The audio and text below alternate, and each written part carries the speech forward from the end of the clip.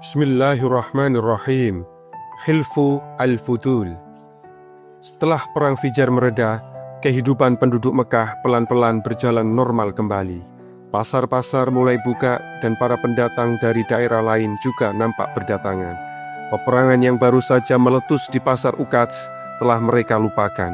Kini perhatian mereka kembali pada mata pencaharian untuk memenuhi kebutuhan hidup.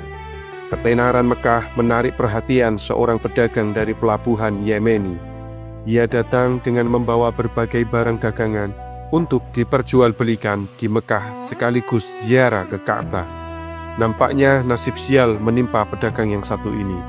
Sampainya di Mekah, dagangan yang ia bawa langsung diborong oleh Al-As bin Wa'il sesuai dengan kesepakatan mereka berdua. Tapi setelah barang-barangnya ia serahkan, Al-As tak mau mengeluarkan uangnya sepeser pun. Pedagang itu geram bukan main.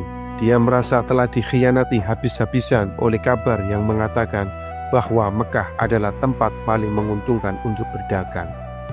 Keculasan Al-As sengaja ia laporkan pada Bani Abduddar, Bani Makhzum, Bani Saham, dan Bani Adi bin Ka'ab. Dia berharap kelompok tersebut berkenan membantunya untuk menagih Al-As yang telah berbuat culas. Namun mereka justru acuh tak acuh, bahkan mereka mengancamnya. Maka dengan langkah gontai ia naik ke bukit Abi Kubais. Di puncak bukit ini ia menyerukan jeritan hatinya yang terlunta-lunta, lantang dan fasih, dan jelas menggambarkan kepedihan yang mendalam. Wahai keluarga Fihr, sesungguhnya hartaku teraniaya di tengah-tengah kota Mekah.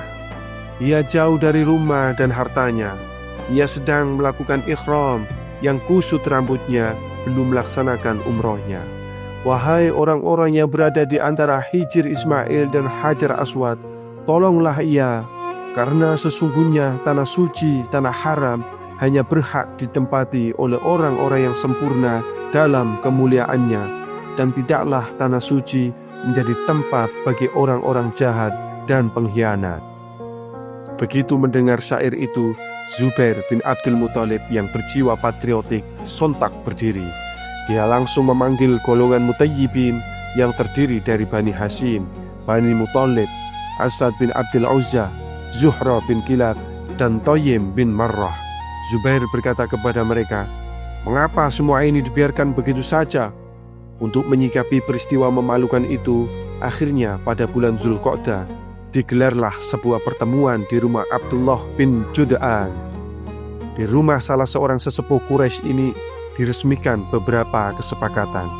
Inti dari kesepakatan tersebut adalah menindak tegas segala bentuk pelanggaran, baik pelakunya orang Mekah sendiri ataupun dari luar Mekah.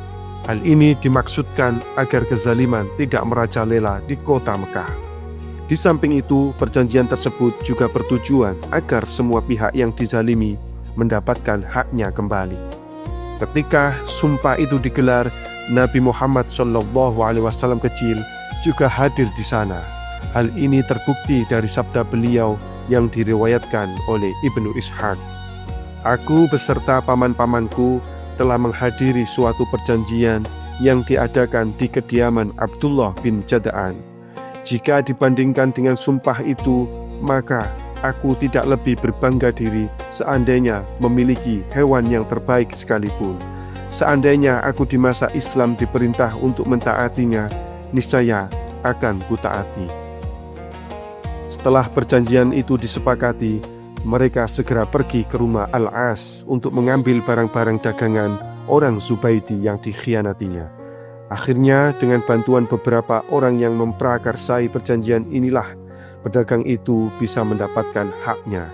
Kini ia bisa menikmati hasil dari penjualan barang dagangannya yang jauh-jauh dibawanya dari pelabuhan Yemeni.